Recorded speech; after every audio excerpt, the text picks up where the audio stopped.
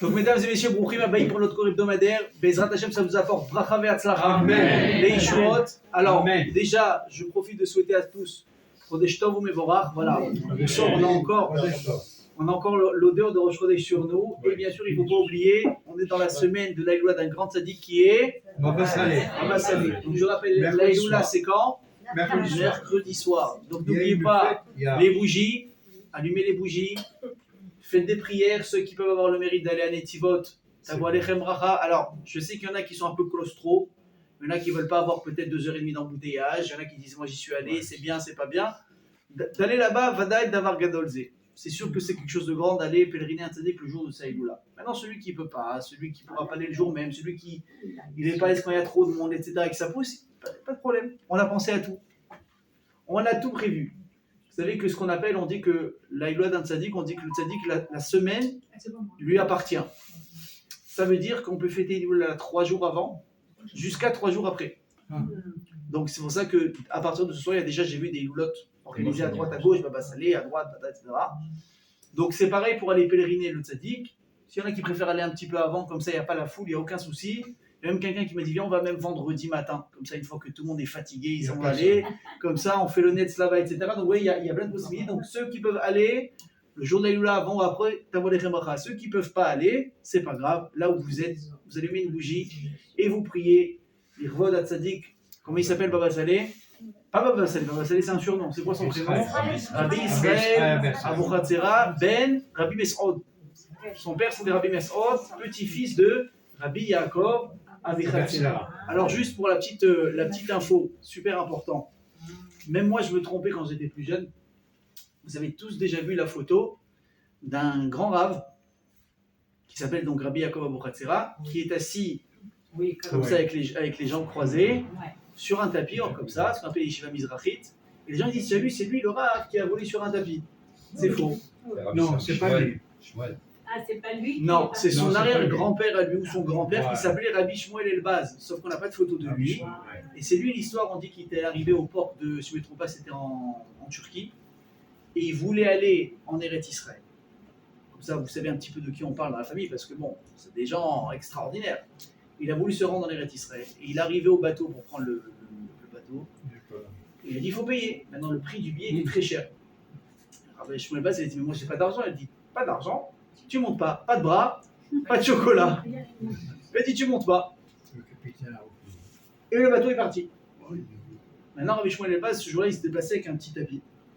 Alors, il a fait ce que Walt Disney vont reprendre des années plus tard, et ils vont appeler ça Aladdin. Il a mis son tapis par terre. Il s'est assis dessus. Il a fermé les yeux. Il a fait des tfilotes avec Akadosh Baruch Hu. Vous imaginez bien, c'est des tfilotes un petit peu particulières de Kabbalah, des schémas d'Akadosh Baruch Hu. Et là, le tapis, qu'est-ce qu'il a fait? Il s'est levé et il a commencé à flotter sur l'eau et à suivre le bateau en direction de l'Eretz Israël. Quand les gens ils ont vu ce qui se passait, ils sont devenus fous. Donc le capitaine, tout de suite, il a vu, il fait signe, mais monte sur le bateau. Il est arrivé. Donc évidemment, ils ont compris que c'était un grand Abitracham, un grand tzaddik. Et quand ils sont arrivés en Eretz Israël, tout le monde a parlé du miracle.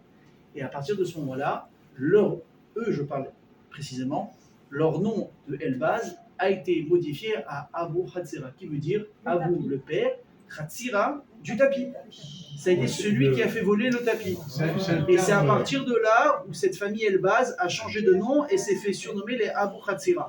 Donc c'est-à-dire que jusqu'à aujourd'hui, les familles Elbaz ont un lien avec eux. Parce qu'à la base, c'était leur nom. Donc ensuite, on arrive, donc on a dit à Rabbi Yaakov Abu Chatzera, que vous connaissez tous sur la photo, qui est son petit-fils, soit son arrière-petit-fils. Alors je précise quand même, Rabbi Yaakov Abu Chatzera, c'était un des élèves de Rabbi Chaim Vital, l'élève du Harizal. Vous imaginez de qui on parle? C'était des géants Torah en Kedusha qui va donner donc naissance, on a dit, à un des enfants, c'est Rabbi Yisroel, qui va donner naissance donc à Baba Saleh, à Baba Chaki, celui qui a été le grand rabbin de Ramleh. D'ailleurs, après, ça a été son fils Rabbi Yechiel. Et là, cette semaine, d'ailleurs, ça a été la 3e génération, Rabbi Yitzhak Abu Chatzera, qui a été également nommé grand rabbin de Ramleh, 3 générations d'affilée de tzadikim. C'est impressionnant. Et donc, avant de commencer le cours, évidemment, quand on parle de Baba Saleh, on va raconter une petite histoire. Il faut comprendre encore une fois, c'est quoi la force d'un tzaddik. On raconte qu'un jour, Baba Saleh, c'était le soir. Il était chez lui, et il voulait dormir. Et sa femme, elle lui dit, réveille-toi. J'ai l'impression qu'il y a quelqu'un dans la maison. Réveille-toi, réveille-toi. Petit t'inquiète pas, c'est rendors-toi. Le lendemain, Baba Saleh, il se lève, il voit un homme couché dans le salon en train de dormir, avec une liste et un sac de toute l'argenterie. Toute l'argenterie. Alors, Baba Saleh, il le réveille, il lui dit, qu'est-ce que tu fais là? Il se lève, il a peur, il voit Baba Saleh, et je vous dis la vérité, Rabbi, Hatati, Aviti, Pachati. Qu'est-ce qu'il y a? Elle dit, je suis venu dans votre maison pour vous voler tout. Tout voler. Il a dit, d'accord, pourquoi tu es resté ici? Un voleur, il vient, il prend, il s'en va. Toi, tu es venu, tu as pris, mais tu es resté. Ouais. Qu'est-ce qu'il y a? Tu as fait tchouba? À la rigueur, laisse tout et va-t'en. Elle dit, non, vous n'avez pas compris. Je suis passé par la porte pour rentrer, parce qu'on passe pas, on passe par une porte. J'ai volé j'ai pris ce que je voulais voler. Et au moment où je pars, la porte, elle a disparu. J'ai passé la nuit à chercher la porte de la maison. Il n'y a plus de porte. Il n'y a plus de porte. J'ai cherché toute nuit, je me suis épuisé, je me suis endormi. Baba Saleh lui dit, mais pourquoi est-ce que tu voulais voler mon argent? Il lui dit, pourquoi? Il dit, parce que j'ai pas d'argent. J'ai pas d'argent pour nourrir mes enfants, il fallait que je trouve l'argent, donc j'ai dit, je vais voler. Alors Baba Saleh lui dit, sache une chose, que tes enfants, rappelez-vous bien cette phrase, c'est pas que tes enfants, c'est les enfants d'Hachem. Si Hachem t'a donné des enfants, il va aussi te donner l'argent pour nourrir ces enfants. Tu n'es pas tout seul. Vous avez compris? Simplement, nous, on est des chambrim, on est des gardiens. Hachem, il nous a confié des neshamot qui lui appartiennent à lui à l'origine. Et il nous dit, voilà, je te l'offre. Tu as demandé, tu as prié, tu as fait les mitzvot, tu as avec ta femme. Je t'offre ces enfants. Fais bien ton job. Donc les enfants sont à qui? Ils sont à toi physiquement, biologiquement. Mais la neshama qui anime ce petit corps, c'est à qui? C'est à Kadosh Baruch Hu. Donc il lui a dit, t'inquiète pas, Hachem va t'aider. Qu'est-ce qu'il fait? Il dit, même s'il faut, voilà, moi je te donne de l'argent. Moi je te donne de l'argent. Tu veux dire pour me voler, je t'offre de l'argent. Il a dit, mais tu me promets que tu ne voles plus.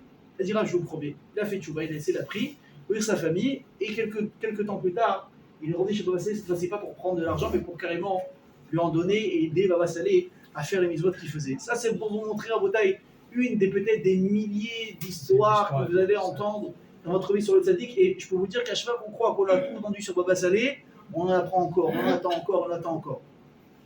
Ça, c'est la force du tzaddik. Nous besoin des gens que son mérite nous protège. N'oubliez pas, si Dieu veut mercredi soir, jeudi, allumez les bougies. Amen. Et que si Dieu veut tout ce que vous demandez, Hachem, il vous l'accorde. Amen. Alors, vous savez quoi, je vais utiliser cette histoire pour rebondir sur ce qui m'intéresse dans le cours. C'est que vous voyez que quoi? Que les Juifs sont attirés par l'argent. Il est venu, il a voulu voler, etc. Alors la question c'est, est-ce que c'est un stéréotype que le Juif aime l'argent ou pas? Vous savez que j'ai entendu, paraîtrait que en Pologne, jusqu'à aujourd'hui, j'ai pas eu encore l'occasion d'aller en Pologne, il paraît qu'il y a du shopping à faire là-bas pas cher. Il y a pas mal de kivrei tzadikim aussi à faire.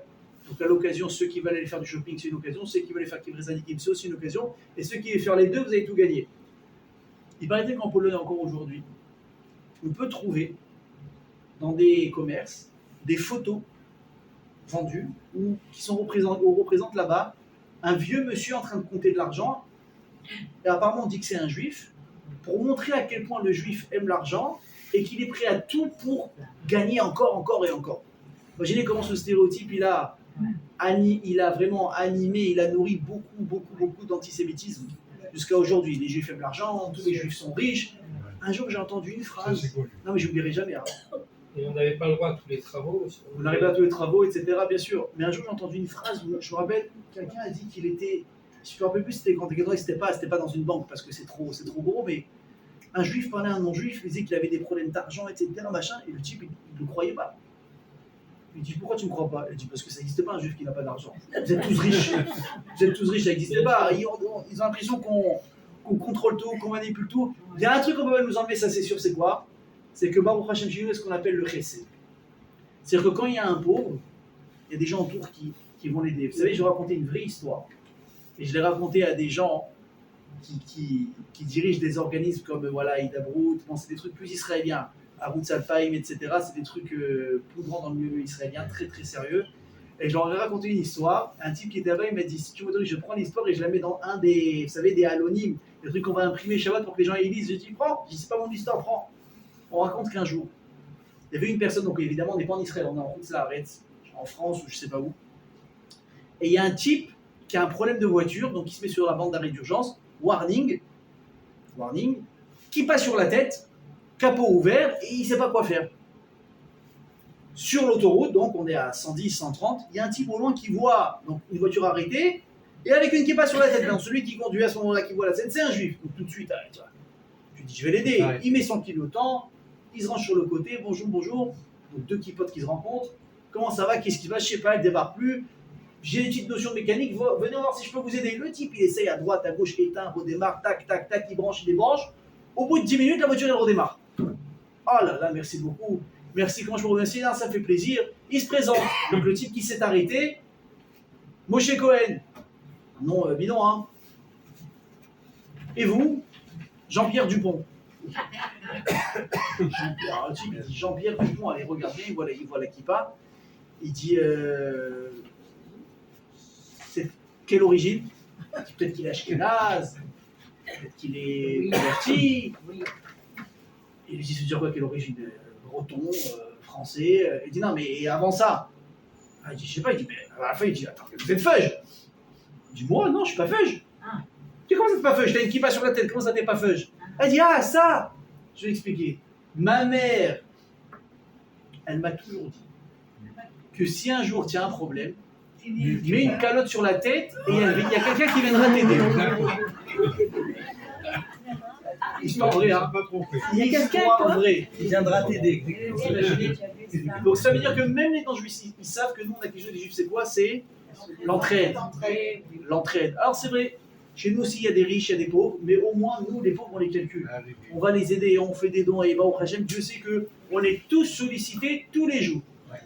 Et il y a toujours une bonne occasion. Un coup c'est Toubishvat, après il y a Pourim, après il y a Pessah, après il y a Shavuot, après il y a la grande collecte de telle institution, et après il y a le grand gala de celui-là, et après tu as les fêtes de Tishri, et après tu as Hanouka, et après Dieu bénisse.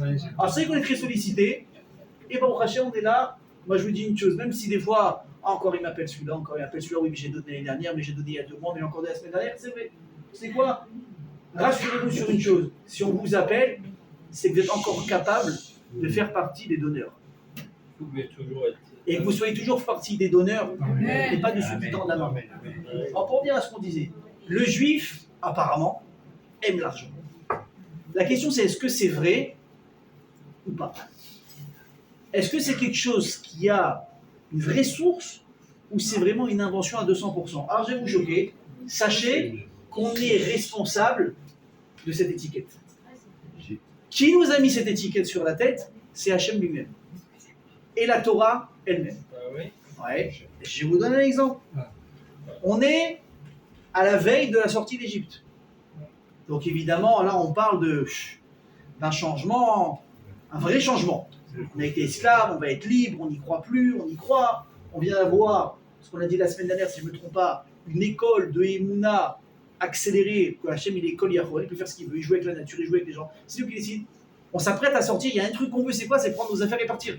Vivre quelque chose qu'on a oublié, ou pour certains qui n'ont jamais connu, ce qu'on appelle, en un seul mot, la liberté. Il y a des gens qui sont nés dans l'esclavage. Ils ne savent même pas, vous imaginez? Ils ne savaient même pas qu'il y avait un autre mode de vie possible que ça. Imaginez, c'est quand des gens, des enfants qui sont nés dans les camps, en Auschwitz, des choses comme ça. Le gosse, il est né dans sa tête, c'est comme ça que ça se passe. Il n'est pas au courant que non, en dehors de ces 4 murs-là et de ces barbelés, il y a un monde normal dehors, où tu peux jouir de ta liberté, tu peux manger à ta faim, tu peux travailler, tu ne vas pas être massacré, tu vas pas être... Les Juifs, ils pensaient à une chose, c'est quoi? Ben on sort, rien qu'on sort. Et là, j'aime qu'est-ce qu'il fait? Il dit, hop, hop, hop, hop. Avant de partir, qu'est-ce que vous allez faire? Très important. Allez prendre de l'argent, de l'or, des habits, des objets de valeur, très important. Donc non seulement vous allez les prendre, et là le passage ne désigne pas sur la grammaire, Vainatselu et Mitzraïm. Vous allez littéralement dépouiller l'Égypte. Et pour le Shelolam, tu trouves que ça à faire maintenant? À parler aux oseilles la veille d'un départ. Et pas uniquement à parler aux oseilles, encore une fois, comme on l'a dit, à voler. À voler. Moi je vous dis voler. Parce que qu'est-ce qu'ils font les Bnei Israël? Ils tapent au Mitzrim, qu'est-ce qu'ils disent? Qu'est-ce qu'il leur dit Hachem en plus? Regardez, on va en parler, hein. C'est un peu bizarre. Vous allez, vous allez demander à emprunter des habits, des objets, etc. Mais sauf que, on les a jamais rendus ces objets. Les robes, les belles robes qu'ils ont pris, les belles. Bon, il n'y avait pas de fourrure là-bas, je pense pas, dans ce genre de pays, il faisait chaud. Mais les belles parures, les beaux habits, les trucs. Pourquoi? C'était quoi l'excuse? Venez, on prend, parce qu'on est censé aller maintenant dans le désert pendant 3 jours faire des sacrifices. Et sous-entendu, au bout de 3 jours, on revient. Donc prêtez-nous des choses. Sauf que les choses, elles n'ont jamais été rendues. Et ça n'a jamais été la kavana de qui que ce soit, dans la pensée, de rendre quoi que ce soit. Donc Hachem, non seulement, il nous fait prendre de l'argent avant de partir, il nous met la pression, hein. Attention, c'était un ordre, hein. Il faut absolument que les gens aillent prendre de l'argent. Et en plus de ça, excusez-moi, mais pas très honnête comme démarche. Et la Torah, mes amis, elle va le répéter, une seconde. Elle va le répéter à 3 reprises. Hachem, il dit à Abraham, déjà à l'époque, quand il lui annonce qu'il va avoir l'exil, il dit, sache que les Bnei Israël, ils vont être en exil, ils vont être en exil pendant 400 ans, et ensuite, Gadol, ils sortiront avec un grand butin. Donc déjà à la base, on a prévu ça dans l'histoire, qu'on va être, on va être on va être en esclavage, et ensuite on va sortir riche. Ensuite, Hachem, il va dire à Moshe, avant de partir, l'hôtel Echondrekan, vous ne partirez pas les poches vides, les mains vides. Un homme ira voir les hommes, les femmes iront voir les femmes. Donc vous voyez déjà Hachem nous apprend ce que c'est la tzniout. Un homme, il ne va pas parler avec des femmes, il ne va pas parler avec des hommes. Non, calme-toi. Toi, tu vas parler aux femmes, toi, tu vas parler aux hommes. Chacun va parler avec son rang. Et vous allez demander de l'argent et vous allez sortir.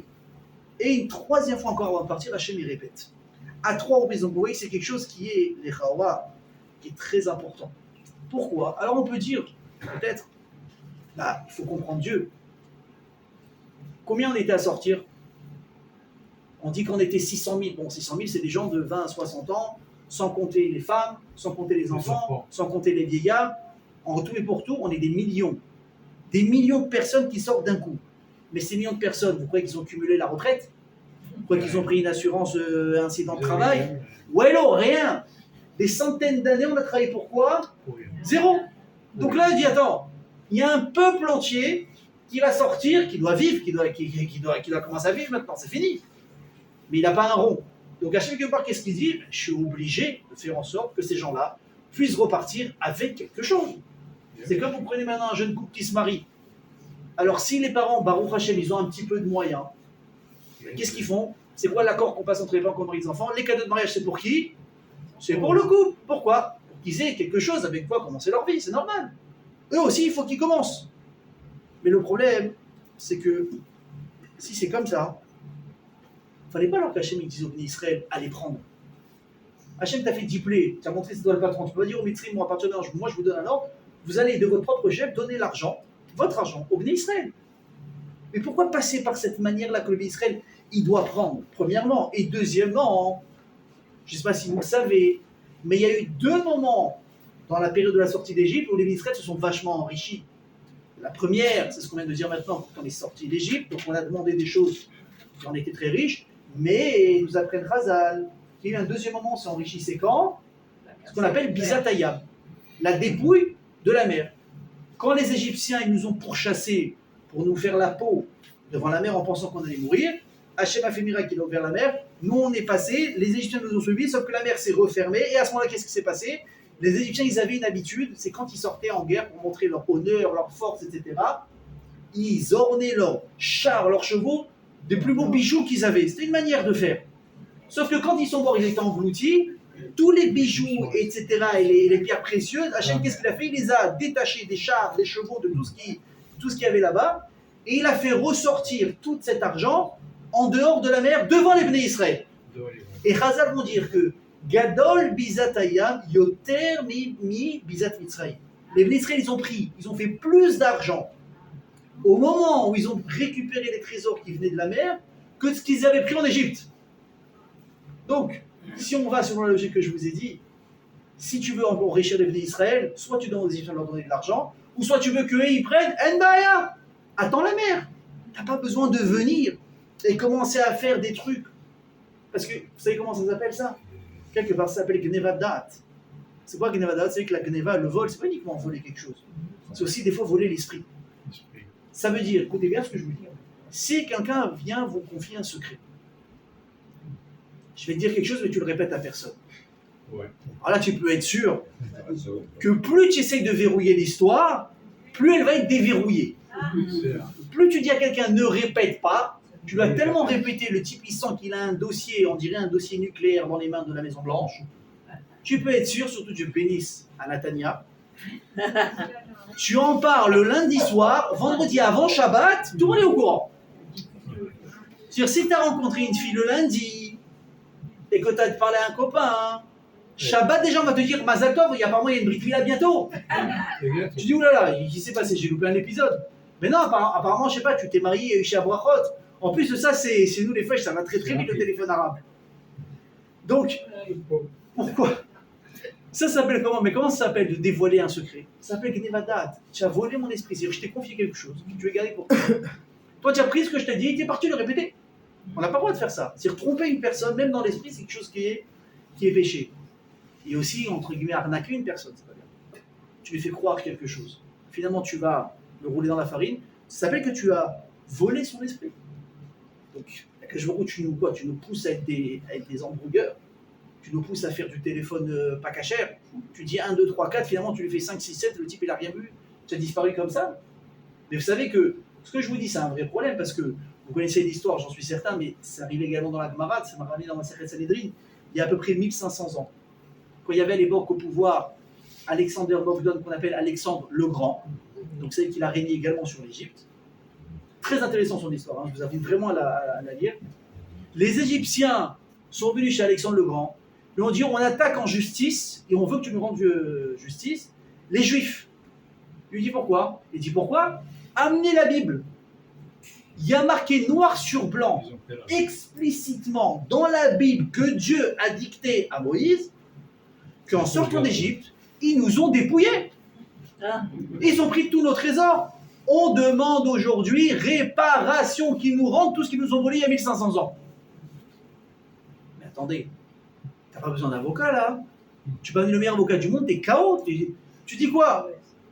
Tu dis quoi? Vous n'avez pas de preuves? Si, on a une preuve. Le texte que vous lisez, que vous brandissez comme ça, oui, que vous embrassez comme je sais pas quoi, voilà, c'est marqué que vous nous avez volé. Donc votre Torah, elle est vraie? Oui, alors voilà, il faut assumer les conséquences. On était mal, hein. Sauf que la Gemara nous dit qu'il y avait un petit racham là qui s'appelait Gvia ben Passissa. Et il s'est levé, il a dit aucun problème. Il a dit Alexandre, ils ont raison. Alors à ce moment-là, nous aussi, on va faire un calcul. Des centaines d'années, pour des millions de personnes en esclavage, combien le salaire minimum aujourd'hui il est calculé, et en fonction de ça, on va s'arranger. 210 ans. Écoutez bien, Alexandre le Grand dit mais ils ont raison.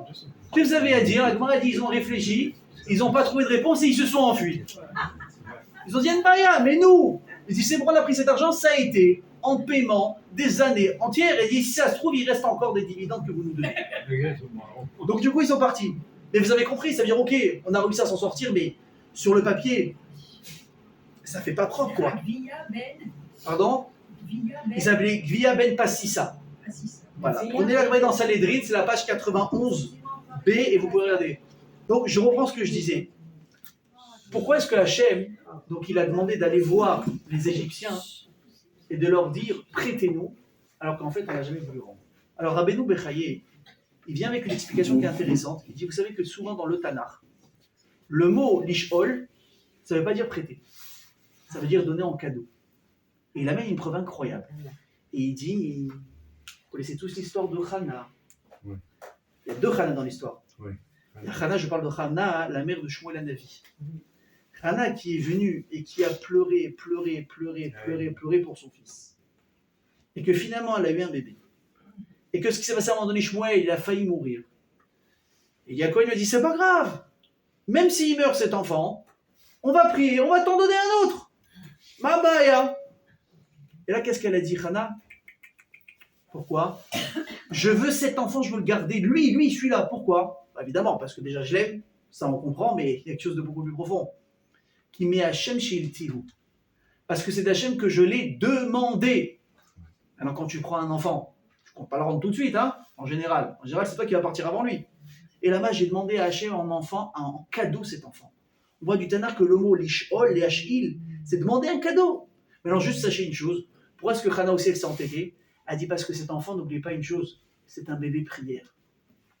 Je ne pouvais pas avoir d'enfant. Et j'ai tellement prié que Hachem me l'a donné. Donc aujourd'hui, cet enfant à mes yeux, pourquoi est-ce qu'il a tellement de valeur?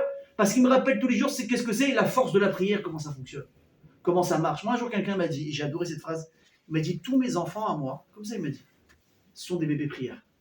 À chaque fois, on a eu des problèmes pour avoir des enfants avec ma femme, et on a prié, et hop, on a eu une bonne nouvelle. Et encore une bonne nouvelle. Et encore une nouvelle. Il dit, tous mes enfants, ce sont des bébés prières. Donc mes amis, rappelez-vous d'une chose, la prière, ça marche. La prière, ça marche. Donc n'oubliez pas, on a parlé tout à l'heure, on va passer tout mercredi soir et jeudi. Si vous avez des prières à demander, c'est le moment, n'hésitez pas. Donc ça, c'est, mes amis, un Yesod. Il vient, le Talélé au Roth, très beau Mefarech sur la Torah. Il va donner une petite explication qui est très jolie. Il dit, Akadosh Baruch Hu, il dit de dire à Moshe, va voir Paro. Et je lui dis qu'on s'en va pour combien de temps? 3 jours. 3 jours. Il n'a pas dit on s'en va totalement. Il a dit libère-moi. Il a dit pourquoi? Il a dit parce qu'on doit aller derrière chez Lochet Yamim, on doit partir 3 jours. Et là-bas, on doit faire des corbanotes pour Akadosh Baruch Hu. D'accord. Donc ça veut sous-entendre quoi? Au bout de 3 jours, qu'est-ce qui se passe? On fait marcher arrière et on vient. D'ailleurs, c'est ce qui va se passer dans Béchalar. Quand Paro il a envoyé, ensuite quoi? Il voit qu'au bout de 3 jours, les Israël ils reviennent pas. On lui dit quoi? Les Israéliens disent attends, t'as compris là, ils sont en train de partir totalement. Ça, c'est quelque chose qui est pas beau. Pourquoi est-ce qu'Hachem il a fait ça? Et je vais vous raconter une histoire qui est sympathique. Un jour, il y avait un travailleur dans le bâtiment, très doué, Mamash. Il a travaillé des années dans la même boîte. Il a fait le travail de la meilleure manière possible. Il prenait le temps, il hésite, Mamash. Les heures de travail, il ne les regardait pas, il savait que c'était important, les meilleures méthodes de travail, les meilleurs matériaux, il travaillait. Chaque fois qu'il rendait un projet, magnifique.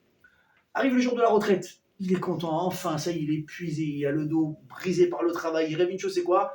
Prendre sa retraite sous les cocotiers avec un dafayomi tous les jours, et on est tranquille. Bah oui, sous cocotier sans dafayomi, t'as rien compris. Ok, il attend que ça, il arrive dernier jour de travail, il va pour serrer la main de son boss, son boss lui dit merci beaucoup, mais j'ai un dernier projet à vous demander, et ensuite vous partez.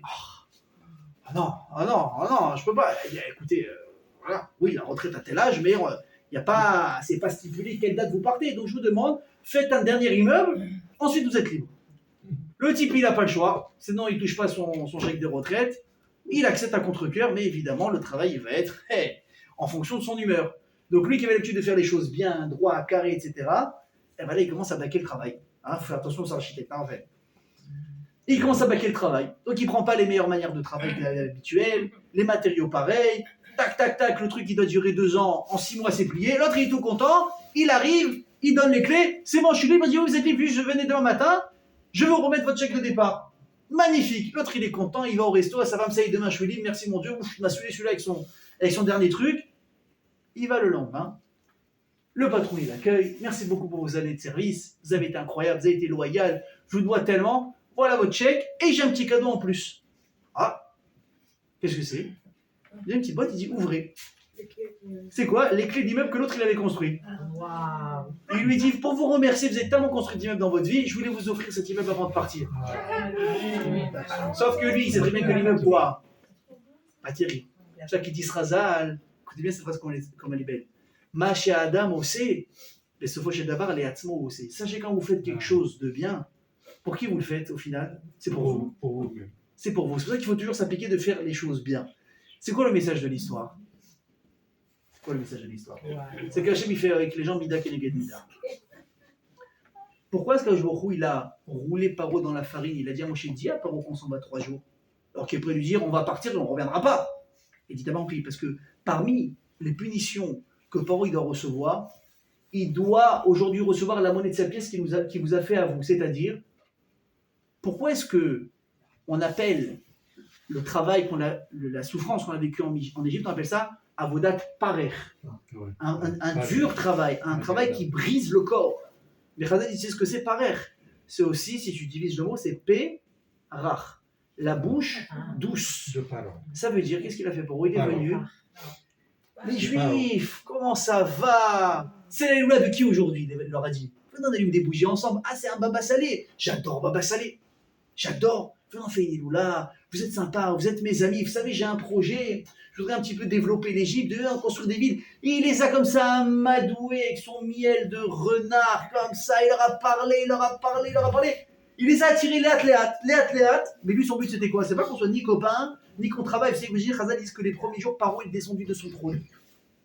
Zarma, vous voyez, quand vous voyez pareil, les présidents, quand ils font leur. Enfin, du moins les candidats à l'élection à chaque fois présidentielle, ils arrivent, ils enlèvent la veste, ils retroussent leurs manches, ils vont voir les agriculteurs, machin, ouais, c'est le meilleur, il est gentil, il comprend le peuple. Va le voir remonter une manche après, à part pour serrer les mains, pour dire merci, vous m'avez fait gagner beaucoup d'oseille. Il n'y a plus personne. Paro, il a fait pareil. Il a remonté ses manches. Il est parti avec les Juifs, les premiers temps, il a travaillé avec eux dans le ciment, dans la boue. Ils se disent, ah, c'est un homme du peuple, lui, il est incroyable. C'est tout pour le peuple, rien pour l'État. Sauf lui, qu'est-ce qu'il voulait, c'est quoi? C'est juste nous attirer et nous laisser ensuite tout seul dans la boue et dans le ciment. Pérach, parer. Hachem, il a dit alors à toi aussi, mon coco, je te donne une arnaque. Tu nous as eu par la parole, on va te voir par la parole. Tu vas dire à Paro, on s'en va 3 jours, mais au final, on va partir pour combien de temps? Pour l'éternité. Ok. Paro, il devait recevoir ici peut-être cette punition. Mais pour voir, je vais vous dire pourquoi avoir demandé aux Israël de se salir les mains. Parce que je veux dire, ça ne nous concerne pas à nous. On n'est pas dans les régions de Hachem. Vous savez, j'ouvre une parenthèse, qui ne fait pas partie du cours, mais il faut se rappeler quelque chose. Si vous arrive quelque chose de tordu par quelqu'un dans la vie, personne ne vous a arnaqué, vous a pris de l'argent, etc. Non, le type, tu veux une chose, c'est juste le tordre le cou. Tu veux lui faire comprendre sa douleur. Ok, tu peux te faire justice à toi-même. Et il y a le Bédine pour ça, il y a des choses, El Maya. Mais tu dois toujours te rappeler d'une chose, c'est que ce qui est arrivé, c'est Hachem qui a voulu, et ne t'inquiète pas. Hachem va lui régler son compte aussi également. La Gemara dans la Masechet Makot, elle dit quelque chose de très intéressant. Elle dit, c'est marrant, une personne qui tue par intention, c'est quoi son dîne? Chayavita, lui aussi, il faut qu'il soit tué. Une personne qui a tué sans faire exprès, dans certaines conditions, il allait en exil dans les harem, dans les villes de refuge. La Gemara dit, mais qu'est-ce qui se passe si un jour, il y a une personne qui a tué en faisant exprès, personne ne l'a vu, il s'est enfui. Une personne qui a tué sans faire exprès, personne ne l'a vu, il n'est pas parti donc en ville de refuge, qu'est-ce qu'on fait? Quoi, ces gens-là vont rester comme ça, libres toute leur vie, et justice ne sera jamais faite? On m'a dit, t'inquiète pas mon pote, Hachem il a pensé à tout, il dit, tu sais ce qu'il va faire Hachem? Il va faire en sorte que celui qui habite en Turquie et celui qui habite à Berlin, ils vont devoir prendre un jour tous les deux la route, ils vont se retrouver dans le même auberge pour aller faire des affaires à Moscou. Et voilà que quoi, écoutez bien, que le type qui a tué de manière intentionnelle va passer dans le lobby d'hôtel dans lequel il y a des travaux.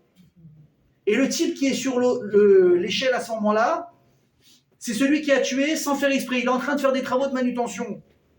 Et au moment où il descend, il va louper une marche, il va tomber sur qui? Sur le tueur, avec préméditation. Il va le tuer sur le coup. Sauf que là, il y aura des témoins. Et quoi, la boucle est bouquée. Celui qui a tué a été tué. Et celui qui était Chayav Galout, et qui avait été une première fois, qui avait fait sans témoin oculaire, là tout le monde le voit, et hop, Hachem t'inquiète pas. Il règle l'affaire de tout le monde. Donc Hachem il te dit, regarde, il y a des choses que tu peux faire, c'est dans tes mains, il y a des halakhot, il n'y a aucun souci. Mais ne te salis pas les mains. Laisse-moi mon rôle. Laisse-moi m'occuper de celui qui doit recevoir, t'inquiète pas qu'il va recevoir. Si on t'a pris, c'est qu'on devait te prendre. Ah, l'autre qui va dire quoi à ce moment-là? Imaginez, une personne qui va voler, une personne qui va te truander, qu'est-ce qu'il va dire? Ouais, moi j'étais au cours du Ramatal. Il a marqué quoi là-bas? Qu'est-ce qu'il a dit? Il a dit que si je t'ai pris de l'argent, c'est que je devais te le prendre. Donc moi je suis un malard. Je suis juste un envoyé du bon Dieu, qu'est-ce que tu veux chez moi? C'est vrai. Sauf que qu'est-ce que le Ramatal lui répondrait à cette personne? Et pourquoi c'est toi qui te salis les mains pour me voler? La Gemara dit que Akashbourou Megagel Srout Ali Dezakai, les Megagel Chova Ali Dechayav. Hachem ne va jamais demander à une personne propre de se salir les mains. Quelqu'un qui a déjà un contentieux entre guillemets avec le bon Dieu, qu'il faut régler des comptes, Hachem dit bon, si déjà celui-là il faut que je le mette sur la tête, salis-toi encore les mains 1, 2, 3, 4, et après je te règle tous tes comptes. Megagelim Chova Ali Dechayav. Je vais envoyer quelqu'un se salir les mains parce que déjà lui il a un compte à régler avec moi. Par contre, Megagelim Srout Ali Dezakai. Par contre, pour des bonnes choses, qui Hachem il envoie? Des gens bien. Les gens qui te font du bien, c'est des gens que Hachem, il voit, il dit, celui-là, c'est un tzaddik, je l'aime, je vais lui donner encore du mérite. Pour une personne, c'est déjà une fripouille. Hachem, il dit, celui-là, allez, on va finir comme ça, on va régler. Donc, pourquoi ici, chez nous, Hachem, il aurait demandé au Bnei Israël, quelque part, de se salir les mains? Est-ce que vous avez déjà entendu parler d'un rav qui s'appelait le Maharam de Rothenburg? Oui. très, très, très grands tzaddik. Écoutez bien, ceux qui étudient un petit peu la halacha, pas dans le Mishnah Berurah, dans le Tour Bet Yosef, c'est des livres d'halacha, c'était le Rav du Roche, Rabbeinu Asher. Rabbeinu Asher, c'était un Gaon Olam, c'est un Rav Ashkenaz qui est passé par l'Espagne, qui est passé par le Maroc. Il a été des années le rabbin des Marocains, alors que c'était un Ashkenaz. Il leur a fait là-bas beaucoup de psakim, c'est pour ça que jusqu'à aujourd'hui, j'ai remarqué qu'il y a beaucoup de Marocains qui ont des chumrot Ashkenaz. Ils ne le savent pas, ils disent qu'on a toujours fait comme ça. Mais quand tu regardes la tu vois que c'est des psakim Ashkenazim. Pourquoi? Parce qu'à un moment donné, ils ont eu un Rav Ashkenaz, c'était le Maharam de Rotenbourg. Une lumière, un Talmid Racham, vous n'avez même pas idée qui c'était. Et son histoire à lui, elle est tragique. Il a vécu, bon, ça fait un moment, il a vécu de 1215 à 1293. Des Miyanam. Et qu'est-ce qui s'est passé avec lui? Écoutez bien. Il est niftar, bon voilà, pour faire gros, il est niftar, ça fait plus de 730 ans. Et lui, malheureusement, il a eu une vie difficile. Quand il y a eu, encore une fois, en Allemagne, etc., tout l'antisémitisme, on voulait encore la peau des Juifs, il a essayé de s'enfuir vers Eretz Israël. Sauf que quelqu'un l'a balancé. Il va être arrêté en Italie. Et on va le mettre dans une prison entre la France et l'Allemagne. J'ai oublié la ville, comment elle s'appelle. Il va être jeté en prison là-bas. Donc évidemment, le gadol adore de la génération. Donc son élève Rabbeinu Asher, le Roche. Et c'est qui le Roche? Vous n'avez même pas idée c'est qui cet Talmid Rachamim. Il voit son Rav qui est en train de croupir en prison. Il va voir le responsable. Combien vous voulez pour libérer le rabbin? L'autre dit, les Juifs sont tous riches, n'est-ce pas? Vous vous souvenez ce qu'on a dit? Il a demandé un prix, mais complètement exorbitant. Vous savez ce qu'il a fait, le Roche? Il est parti de ville en ville. Pas en voiture, pas de voiture, rien, à pied.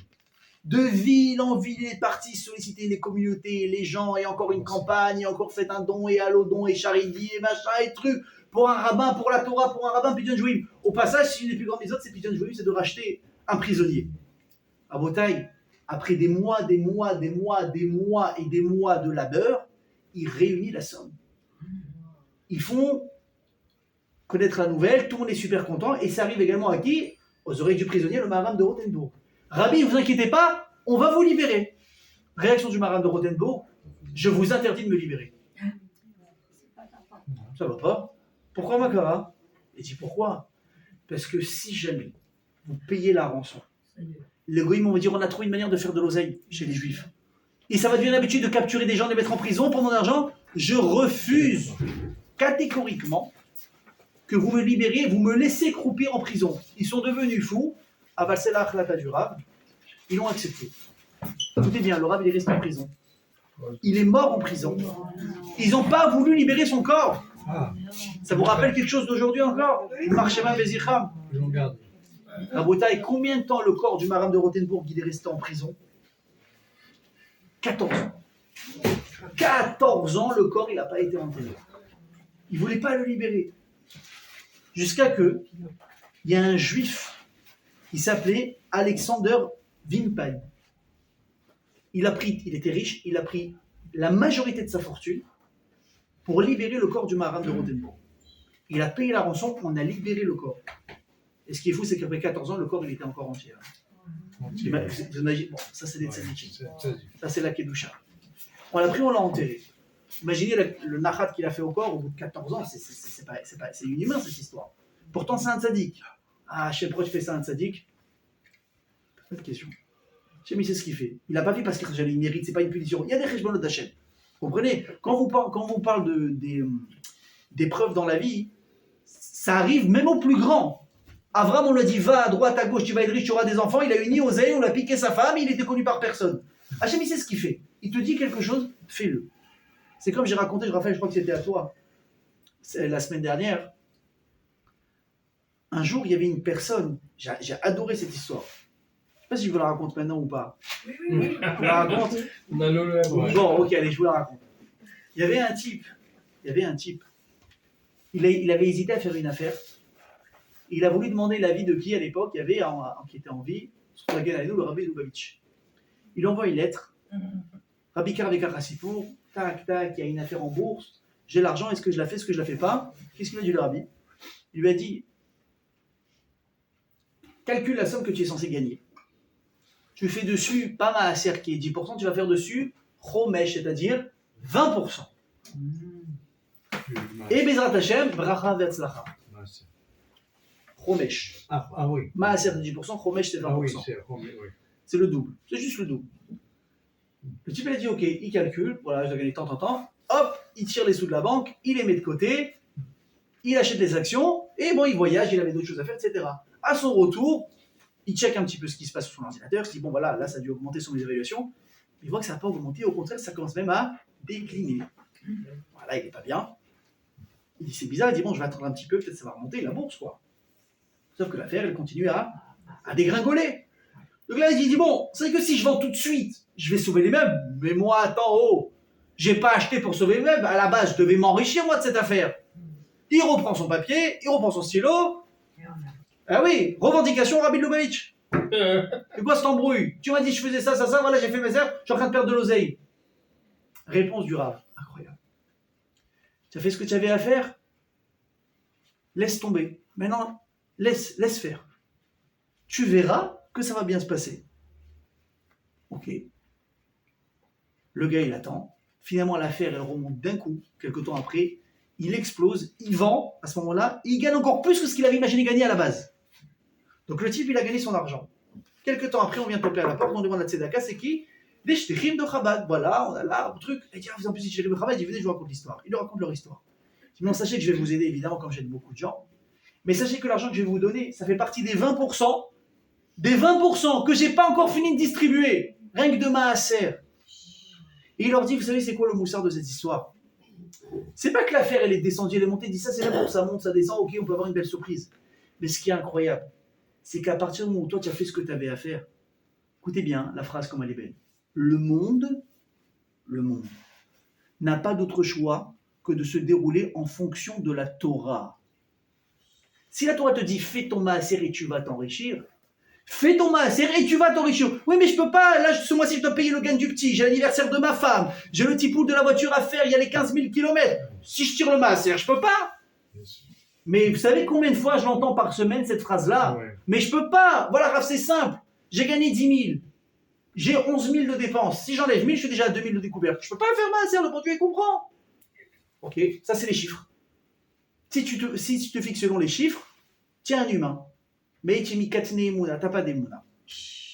Mais si tu dis Hachem, regarde, moi je fais pas de calcul. Tu m'as dit maaser, alors attention, en plus je suis sympa, hein. Je dis pas de faire 20%, ça c'est un niveau au-dessus des 20%. Fais juste 10%. Et tu verras que moi je me dis, t'as fait ce que t'avais à faire, t'occupes plus. Le monde va faire en sorte que ça va dans ce sens-là. On a réglé l'histoire avec l'anniversaire? Ok. Donc je reviens à ce que je disais. Comment je suis arrivé à tout ça, moi? Ah oui. Donc le type il a pris son argent et il a, donc on l'a dit, il a délivré le corps du Maharam de Rothenburg. Incroyable. Le soir même, ou le lendemain soir, ce type il rêve le Maharam de Rothenburg. Il lui dit, par le nachat, par le bien-être que tu m'as fait, j'ai une proposition à te faire. Tu as deux choix. Soit tu décides de mourir maintenant et ton lama-baba, il sera à côté de moi pour le reste de l'existence. À côté de moi. Sur le type, il a peut-être fait un jour le Dafayomi dans sa vie, mais par la mise qu'il a fait, il va avoir le mérite de s'installer à côté du Maharam de Rothenburg dans le Gan Eden pour l'éternité. Soit, tu n'es pas obligé, tu décides de vivre, et à ce moment-là, je décrète sur toi et toute ta descendance une richesse qui ne s'arrêtera jamais. Non, c'est pas Rothschild. Rothschild, c'est une autre histoire. Le mec il se réveille, il dit attends, là c'est pas un café qu'il faut que je bois. Il faut que je finisse la cafetière, plus des calmants, plus des trucs. Bref, une fois que il a réfléchi, il a pris conseil, il a dit j'ai fait mon choix. Je veux quitter ce monde. Je veux quitter ce monde. Quelques temps après les Niftar, et jusqu'à aujourd'hui, j'ai regardé sur Google, vous voyez la tour du Maharam de Rothenburg et lui qui est enterré juste à côté. C'est ce type-là. Et il y a son nom. Donc on sait où est-ce qu'aujourd'hui il repose. L'histoire, elle est incroyable. Mais regardez le côté chassidique, qu'est-ce qu'il va dire vous allez avoir un peu les boules pour lui, mais Shivim Panim la Torah, il y a 70 facettes dans la Torah. Le chassidit, elle dit, tu sais quoi? S'il avait demandé conseil peut-être à des admourim de chassidout, une fois, c'est des manières différentes de comprendre la Torah, de l'expliquer et de l'interpréter. Il aurait dû choisir de rester vivant. Pourquoi? Parce qu'en restant vivant, tu peux accomplir des mitzvot. Et écoutez bien ce que dit Razal. Oui, bah, Écoutez bien. donc là, c'est ça. Gdola, écoutez bien ce que je vous dis. Gdola, anachat tfilin achat ba'olam hazeh, yoter mikol chaye ha'olam haba. Le mérite, la puissance d'une seule mitzvah de mettre les téphilines pour nous les hommes, ça vaut plus que toute la vie, toute l'éternité d'un olam haba. Nous, on n'est pas, je veux dire, on n'est pas conscient de ce qu'on fait quand on fait quelque chose, quand on met des téphilines, quand on met un talit, quand mesdames vous allumez vos nérotes, quand vous faites un frachat challah, quand une personne a un nisayod et je regarde pas, je m'habille bien, je fais ci, je fais ça. La puissance d'une mitzvah, quelle valeur ça a. Il dit ce type, s'il était resté vivant, il aurait eu et la Hashirut, il aurait gagné encore des mitzvot, il aurait eu aussi une très belle place là-bas. Encore une fois, c'est ce côté-là. Pourquoi? Regardez, c'est quoi le moussard de ça? Il dit la chassidoute parce que, écoutez bien, et là on revient à notre sujet. Un juif, c'est pas une permission qu'il a de gagner de l'argent dans sa vie. Un juif, il a la mitzvah de gagner de l'argent. Pourquoi les mitzvot? Vous savez pourquoi? Parce que le but d'un homme dans ce monde, c'est quoi? C'est de prendre la matérialité et de l'élever à un niveau spirituel plus élevé. Tu fais de l'argent et ça rentre chez un juif. T'as gagné. D'ailleurs, je vais vous apprendre une halakha et je rigole pas. Est-ce qu'on a le droit de se prêter entre juifs avec intérêt? Non, c'est interdit. On est tous d'accord là-dessus. Oui. Ok, bon, c'est pas à vous alors que je vais emprunter de l'argent. D'accord. Je vois que je vais en prêter. Par contre, il dit le Rambam, à un goy, à un non-juif, c'est une mitzvah de lui prêter avec intérêt. Oh là là! Oh là là, c'est pas beau ça. Ouais. C'est pas beau. De toute façon, ne vous inquiétez pas, les non-juifs, ça les choque pas. Hein. Lui, il se prête, ok, 10%, 5%, d'accord. Nous, les juifs, tu prêtes à un non-juif, pas de problème. Je veux 5%, je mets 10%, tu fais ce que tu veux. Pourquoi? Je laisse ça sur le côté, vous allez comprendre. Le but d'un juif, c'est quoi? C'est de prendre la matérialité, comme on l'a dit, et de l'élever à un niveau spirituel. Maintenant, écoutez bien hein, ce qu'il dit le Maguide de Mezrich. Incroyable. Pourquoi? Parce que dans chaque objet, il y a un nitzot, une étincelle de Kedusha, enfermée dans chaque objet, dans chaque personne, dans chaque aliment. Et le fait de le prendre, et soit de faire une beracha, tu prends une pomme, de la main droite, Boré Periaet, tac, tu as libéré le nitzot de Kedusha qu'il y avait dedans, grâce à ta bracha. Ou bien, simplement le fait de faire quelque chose et de l'élever, dans la Kedusha, par exemple, tu vas faire, tu as le choix, soit tu fais un repas de Noël, ok? Donc c'est un repas. Soit tu fais un repas de Shabbat. Chaque chose que tu as acheté, l'irvot Shabbat, l'irvot Rosh Chodesh, l'irvot, tu arrives et tu ne comprends pas comme un animal. Regardez comment on est fort quand même les feuilles. Parce que vous arrivez Shabbat, on a faim. Tu n'as pas mangé de la journée, en général, le vendredi, tu es occupé. Tu vois une table, Dieu bénisse. Tu manges avec les yeux. Qu'est-ce qu'on dit? Tu ne peux pas manger. Pourquoi? Shalom Aleichem. Et là, il y a un Chetraïd, ça va encore, mais il y a un truc il ne faut pas se faire chez les Marocains. Au soir, ils te font Bar Yochai. Maman! Maman! Mais attends, Bar Yochai, c'est pas deux couplets, il y en a 18. J'en peux plus, tu es là. Ok? Bon, j'ai rien contre les Marocains, mais bon. Je dirais je m'en vais, allez. Donc, t'as Bar Yochai. Ensuite, t'as ça. Ensuite, qu'est-ce qu'on fait? Kidouche. Et ensuite, pour manger. Attends, il y a Birkat Tabani, il faut bénir les enfants. Et après, je peux manger maintenant. Alors, encore une fois, les Marocains, là, ils sont sympas. Oui, on fait les brachot. Il y en a qui vont dire non, on va dans un safek brachot, après ou pas. Et au moins, c'est dire, on t'a sorti l'année Shabbat avant de manger. Pourquoi? Parce qu'on t'apprend à te contrôler. Tu ne sois pas un animal. D'ailleurs, je vous donne un petit conseil aussi. Quand vous faites des jeûnes, bon là, le prochain jeûne, si Dieu veut, c'est pas avant Talit Esther. C'est pas avant Talit Esther. Quand vous ferez, si Dieu veut, le prochain jeûne. Vous savez, c'est quand le moment le plus important du jeûne? C'est à la fin du jeûne. Ça veut dire, quand tu as fini de jeûner, c'est fini. Tu as passé maintenant, ils ne sont pas très longs les jeûnes en hiver, tu as fini les jeûnes. Tu as fini le jeûne. Donc, tu vois, le jeûne, il sort, on va dire, à 18h02. Le type, il est comme ça déjà 10 minutes avant. Tu sais, il n'est pas bien. Tu sais, il tape, il dit, elle est à l'heure, elle n'est pas à l'heure, elle est à l'heure, attends, satellite, pas satellite, machin. Il est moins 3, il est moins 2, il y a marqué quoi, chez Torah Box, il y a marqué 18h07, non, ça c'est une khumra, donne-moi l'autre. Il dit à 18h01 en France, ah, c'est bon ça. À 18h01, 00, le type, il a sauté sur les yo-yo, sur les madeleines, sur la limonade, sur le café, sur la soupe, sur le machin, il met 3 aliments en même temps de sa bouche. Oh, j'en peux plus. Tu veux que je te dise? À rater ton jeûne, parce que tu l'as fait ton jeûne. Mais, perdu de la classe. Parce que tu montres à Hachem que quoi que, oh, alors j'en peux plus de ce jeûne-là, oh, il m'a saoulé. Non. Moi, et Bémet, un jour, j'ai essayé de le faire. C'est super dur, mais c'est faisable. C'est juste psychologique. J'ai dit, je ne mange pas avant 10 minutes après la fin du jeûne. Le jeûne est fini à 18h02. Toi, tu le feras sortir à 18h12. 12. Ok? Qu'est-ce que tu as fait? Tu as montré à Hachem? J'ai du contrôle. Le jeûne, je l'ai fait parce que je voulais le faire et maintenant que je suis plus obligé de le faire, Hachem, je te montre que je le fais, c'est avec bon cœur. Je ne suis pas en train de me débarrasser de ce que tu m'as demandé de faire. Ça, c'est les juifs. C'est quoi? C'est élever les choses, la manière, mais on peut tout élever. Les aliments, une voiture.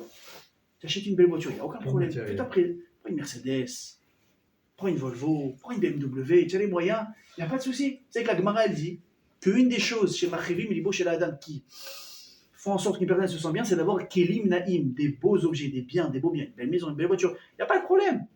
Mais tu l'as pourquoi la voiture? Pour en mettre plein la vue aux gens quand tu te balades là-bas au Trocadéro? Non. Ou parce que tu veux. Hachem, avec cette voiture, c'est ce que je peux faire, je peux aller distribuer des colis. Je peux aller récupérer des rabbinim à l'aéroport. Je peux accompagner des gens qui veulent récupérer de l'argent. J'amène mes enfants le matin et le soir au Talmud Torah, à l'école juive. Je peux déposer ma femme au mikvé, elle se sent bien. Je peux amener des gens à droite à gauche. Tout ce que tu fais, c'est juste une question de comment tu le fais. Maintenant, je vais encore mieux que cette de Mezrich, et là, vous allez tomber. Non seulement dans la vie, chaque objet et aliment a un nitzot, ça a une étincelle de Kedusha. Mais chaque objet dans le monde a une adresse pour être libéré par un juif en particulier. J'explique. Regardez l'histoire avec Yaakov Avinu. Yaakov, on savait qu'il est sorti de chez Lavan, il était milliardaire. Je pèse mes mots. Trilliardaire même. On n'arrive pas à calculer les sommes. Les Avot étaient très riches. Ok. Vous connaissez toute l'histoire, il a passé un fleuve avec tout le monde et d'un coup il est reparti pour Pachim Ktalim, des petits objets. Bon, évidemment, pour nous, c'est des petits objets, tu deviens riche rien qu'avec ça, mais pour Yaakov Avinu, c'était comme des cailloux au fond de sa poche. Il est reparti tout seul, il s'est mis en danger, il s'est retrouvé devant le malach, il s'est battu avec lui, vous connaissez l'histoire. Béjuil Pachim Ktalim, pour des petites choses. La Gemara dit, tu sais pourquoi? Écoutez bien, les mots, ils sont ouf. Tzadikim, mamonam chaviv alehem yoter migufam. Les tzadikim, leur argent a plus de valeur que leur propre corps. Tu dis, ah bah ça c'est... Voilà, les Meknassis, ils ont trouvé leur origine. Ouais. J'adore les Meknassis. Ouais, Ok, c'est ça. c'est pas possible. Tu dis que tu aimes plus l'argent que ton corps, tu dis au point de te mettre en danger. C'est poussé là. La mère de Moshe Rabbeinu, elle a fait une teva pour sauver son fils. Elle a mis des matières les plus simples. Tu vois, l'odeur et tout, le goudron, le machin, mais un truc un peu plus sympa. Non, pourquoi? Tzadikim, ils donnent de l'argent à leur monnaie. Pourquoi? Achazal, ils disent, tu sais pourquoi? Parce que les Tzadikim, jamais ils volent.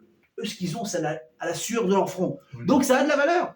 Prends une personne qui a travaillé très dur, il s'est levé à 5h du matin, il est parti travailler, il est brisé. Quand il reçoit son chèque le soir, ça, bien sûr que ça a de la valeur. Alors qu'un mec qui lève un coup de téléphone qui fait 100 000, bon, on lui prend, il prend pas, il gagne pas.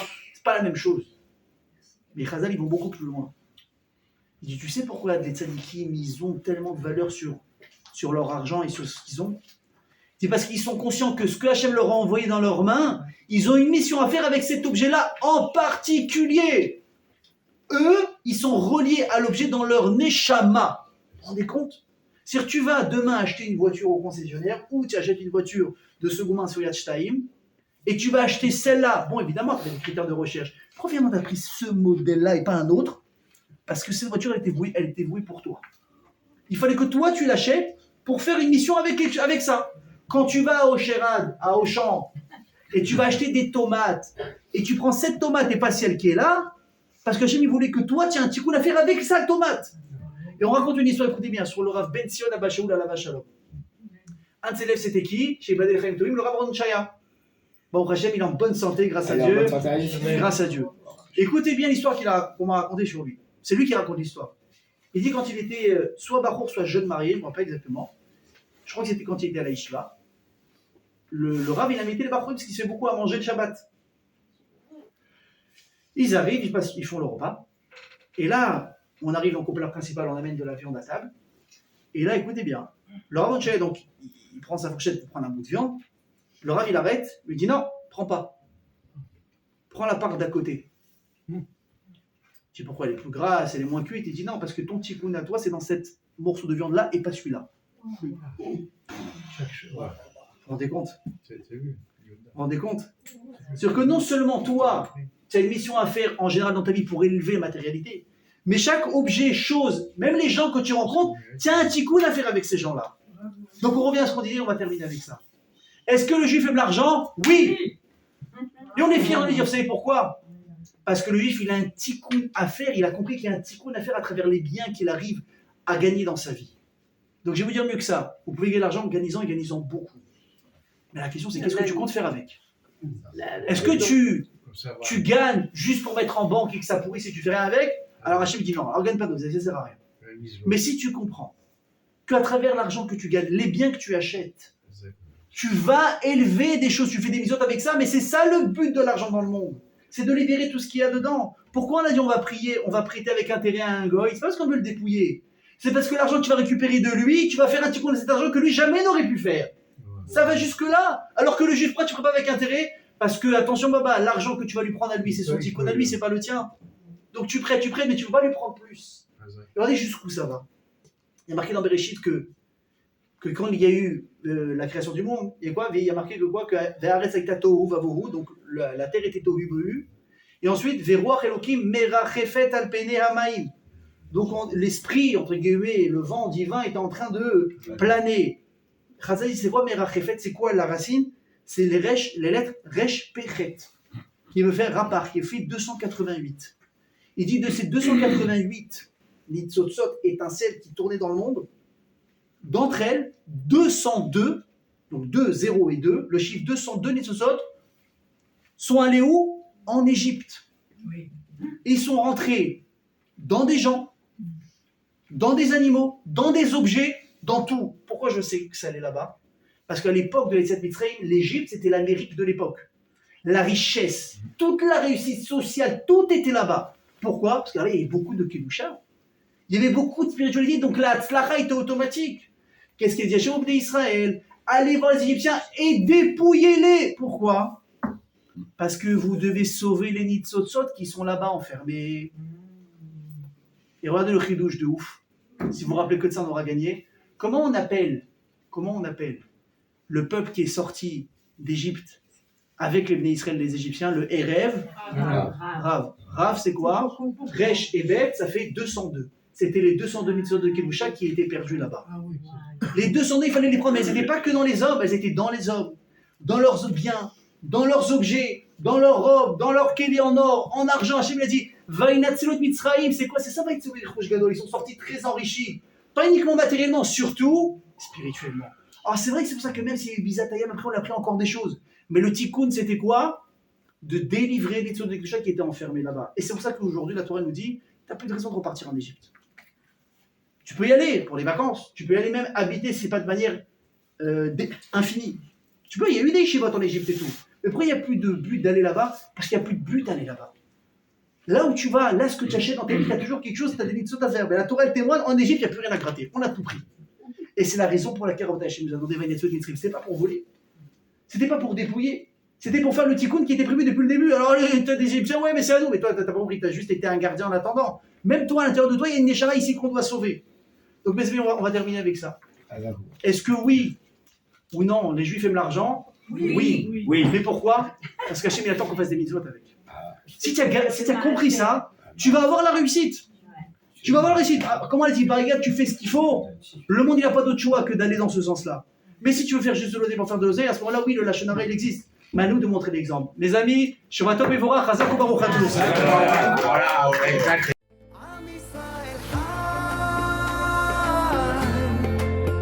אם לא נשכח